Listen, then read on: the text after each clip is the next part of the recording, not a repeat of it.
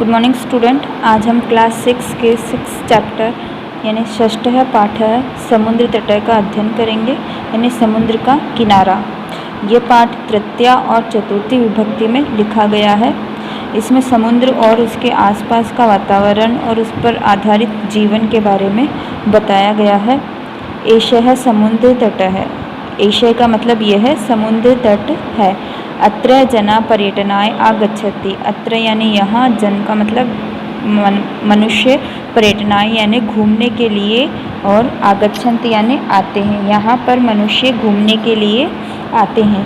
केचन तरंगे क्रीडन्ति। कुछ लोग लहरें, तरंगे का मतलब लहरें, क्रीडन्ति यानी लहरों के साथ खेलते हैं। केचन च नौका भी जल विहार कुर्वन्ति। केचन मतलब कुछ नौकाओं के साथ, यानी जो नाव है उनके साथ भी जल विहार यानी जल के अंदर भ्रमण करते हैं। कुछ लोग नाव के अंदर बैठकर जल के अंदर भ्रमण करते हैं। तेषु केचन कन्दुकेन क्रीडन्ते। और कुछ लोग जो है कन्दुकेन यानी गेंद के साथ में क्रीडन्ति यानी खेलते हैं, और कुछ लोग गेंद के साथ भी खेलते हैं। बालिकाः बालकाः च बालुका भी बालुका गृहं रचन्ति। यानी बालिका यानी लड़कियां, और बालकः मतलब लड़के, यानी लड़के और लड़कियां बालुका भी यानी रेत के द्वारा, बालुगृह मिट्टी के घर, रचयन्ति यानी रचना करते हैं। यानी कि लड़के और लड़कियां बालू रेत के द्वारा जो है मिट्टी के घर का निर्माण करते हैं। मध्य में तरंगा बालुका गृहं प्रवहन्ति। यानी मध्य यानी बीच में तरंगा यानी कि लहरें बालुका गृहम यानी रेत के घर को प्रवहन्ति यानी बहा लेते हैं। कि जब वो घर बनाते हैं तो बीच में समुद्र की जो लहरें हैं वह किनारे के ऊपर तक आकर के उनके द्वारा निर्मित रेत के घर को बहा करके ले जाती है। एषा क्रीडन्ता प्रचलन्ति एव। ऐसा यह क्रीड़ा प्रचलित है, यही क्रीड़ा उन लहरों के द्वारा चलती जा रही है। समुद्र तटा न केवलम पर्यटन स्थानानि। समुद्र का जो तट है यानी किनारा जो है वह न केवल न कि पर्यटन स्थलानि, घूमने का स्थान नहीं है। समुद्र का किनारा केवल घूमने का स्थान नहीं है। अत्र मत्स्य जीवनः अपि स्वजीविकाः चलयन्ति। अत्र यानी यहाँ मत्स्य जीवन यानी कि जो मछुआरे हैं उनका भी स्वजीवन यानी अपनी जीविका चलयन्ति यानी चलाते हैं, कि वह भी अपना जो खर्च वहन है घर का जो, वो इसी समुद्र तट के किनारे से चलाते हैं। अत्र से यहाँ पर मछुआरों का भी जीवन जो है, स्वजीविका जो है वो चलती है। अस्माकं देशे बहवः समुद्र तटा सन्ति। हमारे देश में बहुत से समुद्र तट सन्ति यानी है। हमारे देश में बहुत से समुद्र तट हैं। तेषु मुंबई, गोवा, कोच्चि, कन्याकुमारी, विशाखापट्टनम, पुरी तटा अतीव प्रसिद्धा सन्ति।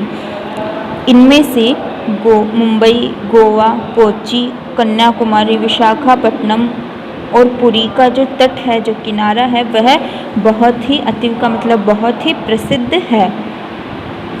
गोवा तटः विदेशी पर्यटकभ्यः समाधिकं रोचते। गोवा को जो तट है उस पर विदेशी जो पर्यटक है वो अधिक पसंद करते हैं। यानी गोवा के जो समुद्र है उनका जो किनारा है वहाँ पर विदेशी पर्यटक अधिक भ्रमण के लिए आते हैं, वह उन्हें प्रिय लगता है। विशाखापट्टनम तटः विदेशिक व्यापाराय प्रसिद्ध है। विशाखापट्टनम का जो तट है वो विदेशी व्यापार के द्वारा यानी अन्य देशों से व्यापार करने के लिए प्रसिद्ध है। कोच्चि तट नारिकेल केम्भ्यम ज्ञाते। यानी कोच्चि का जो तट है, किनारा है, वो नारियल के जो फल है उनके लिए जाना जाता है। यानी वहाँ पे नारियल के सर्वाधिक पेड़ होते हैं, इसलिए उसको नारियल फल के रूप में जाना जाता है उस समुद्र किनारे को। मुंबई नगरस्य जुहू तटे सर्वे जनाः सवरे विहरन्ति। कि मुंबई का जो तट है वहाँ जुहू तट वहाँ पर सर्वे जना यानी सभी लोग, सवरे का मतलब बिना रोक टोक के भ्रमण करते हैं। वहाँ पर तो लोग जुहू तट के पास में सभी लोग बिना रोक टोक के भ्रमण करते हैं। चेन्नई नगरस्य मेरिना तट देशस्य सागर तटेषु दीर्घतम। चेन्नई नगर का जो मेरिना तट है, मेरिना समुद्र का जो किनारा है, वो देश में सभी सागरों से सबसे बड़ा है।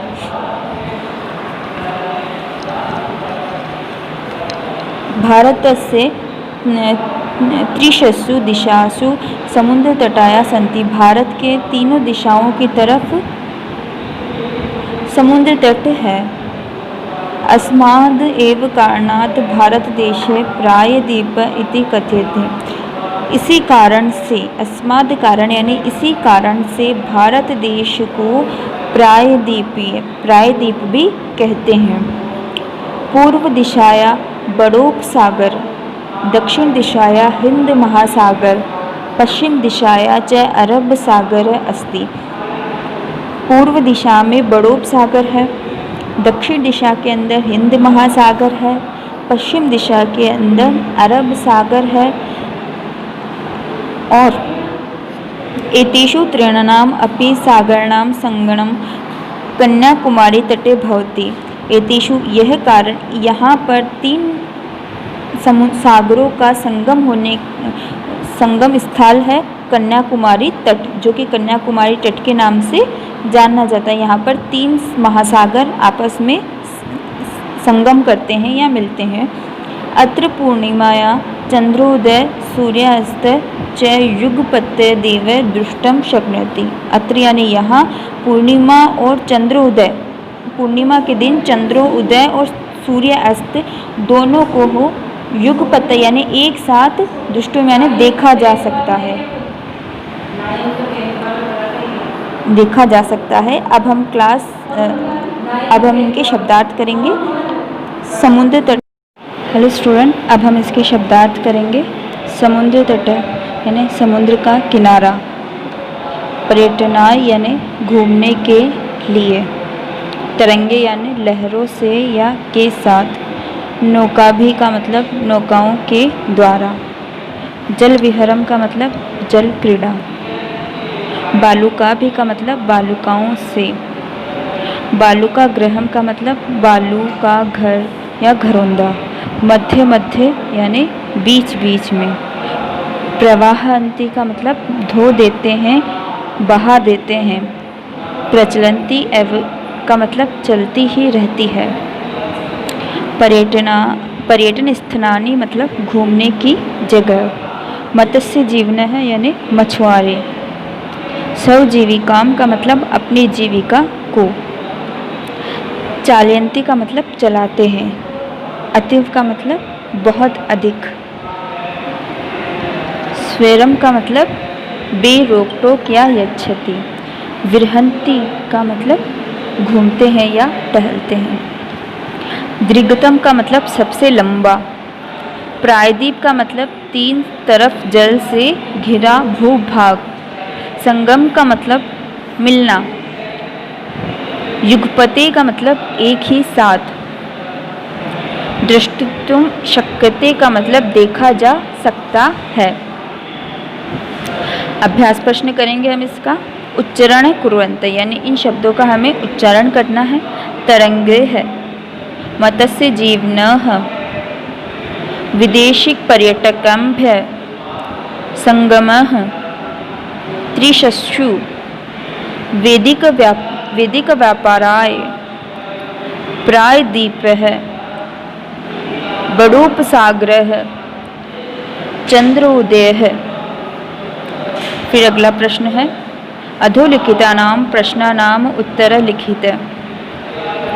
जना काम भी जल विहारम कुर्वन्ति यानी जन कब जल विहार करते हैं, कैसे जल विहार करते हैं, नौका भी है यानी नौकाओं में बैठकर। अगला प्रश्न है भारत से दीर्घतम समुद्र तटम क, भारत का सबसे बड़ा समुद्र तट कौन सा है, तो इसमें होएगा चेन्नई नगर से मेरिना यानी चेन्नई नगर के अंदर मेरिना जो तट है वह भारत का सबसे दीर्घतम समुद्र तट है। जना कुर्वे सवरे विरहंती, यानी लोग कुत्र सवरे विरहंती यानी कहाँ पर बिना रोक टोक के घूमते हैं। तो मुंबई नगर से जुहू तरे, यानी मुंबई नगर के जुहू तट का जो किनारा है वहाँ पर बिना रोक टोक के लोग भ्रमण करते हैं। बालुका बालुका भी की रचयंती, यानी बालक और बालिकाएं भी किसकी रचना करते हैं। तो इसका हो जाएगा बालुका गृहम, यानी मिट्टी के घरों की। कोची का तट है केम्बे ज्ञातम, यानी कि कोची का जो तट है वह किस लिए जाना जाता है। तो जाएगा नारी के फलेभ्य, यानी नारियल फलों के लिए जाना जाता है। तीसरा हो जाएगा मंजुषात पदानि चित्वा रिक्त स्थानानि पूर्यते, यानी कुछ पदों को देख करके इन रिक्त स्थानों की पूर्ति कीजिए, यानी इन शब्दों को इन रिक्त स्थानों में भरना है। पहला है कन्याकुमारी तटे त्राणाई सागराणा संगम भवती, तो यहाँ पे हो जाएगा संगम, यानी कन्याकुमारी नदी जो है का जो तट है वहाँ पर 3 सागरों का संगम होता है।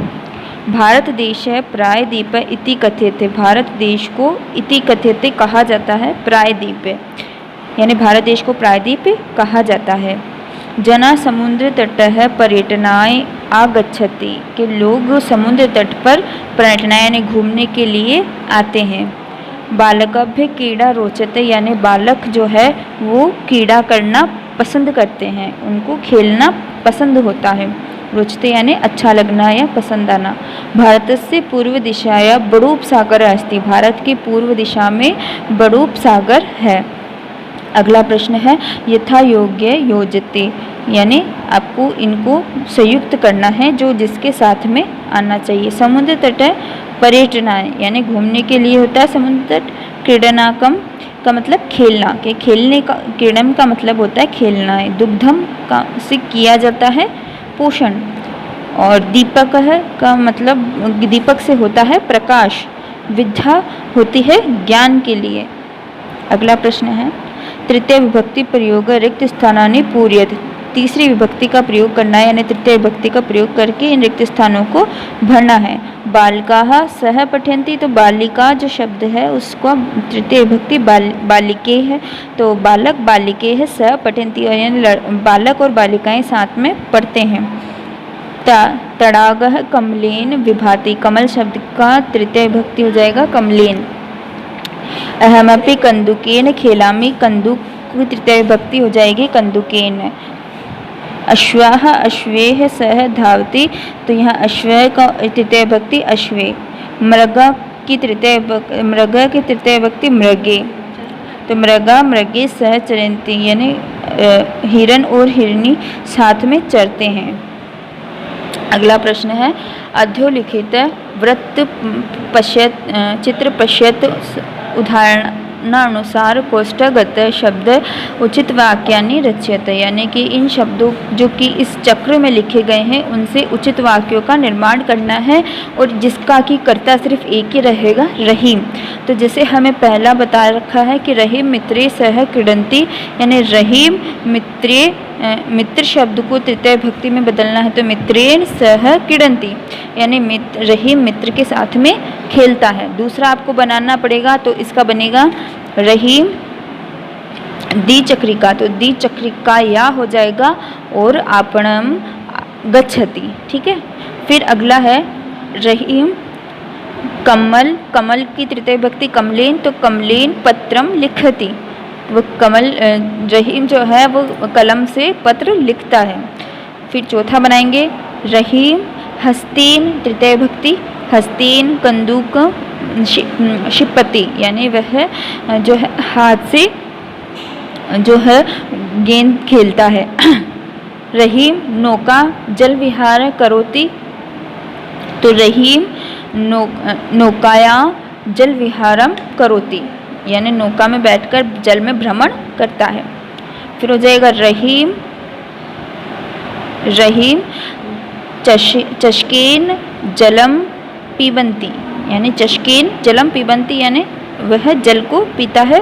रहीम तुलिया चित्र रचयन्ति यानी जो चित्र की रचना करता है ब्रश से। फिर रहीम वायुयायेन हाँ आगच्छति, वायुयान में से आता है। तो इस तरह से बनाना है। इसका आगे शब्द बने हुए बता रही हूँ मैं वाक्य, आप यहाँ से देख सकते हैं कि रहीम द्विचक्रिका आपण गच्छति, रहीम कमलेन पत्र लिखिति, रहीम हस्तेन कन्दुकेन क्षिप्यति, रहीम नौकाया जल विहार करोति, रहीम चषकेन जलम पिबन्ति, रहीम तुल्या चित्रम रचयन्ति, रहीम वायुयेन आगच्छति। अगला प्रश्न है कोष्टकात् उचित पद प्रयोगेन रिक्त स्थानानि पूर्यते। इसका पहला प्रश्न है धनिक धनन ददाति यानी निर्धन धनिक जो यानी धन वाला है वह निर्धनाय यानी निर्धन को धन देता है, निर्धन को धन देता है। फिर अगला है बालः विद्यालयम गच्छति यानी बालक विद्यालय जाता है। तो पठनाय यानी पढ़ने के लिए बालक विद्यालय जाता है। फिर आ जाएगा सज्जना जीवंती यानी सज्जनों का जो जीवन है वो परोपकार के लिए होता है। प्रधानाचार्य पारितोषिक यच्छति यानी कि जो है प्रधानाचार्य जो है वह छात्रों को जो है पारितोषिक देता है। नमः तो शिक्षकाय नमः।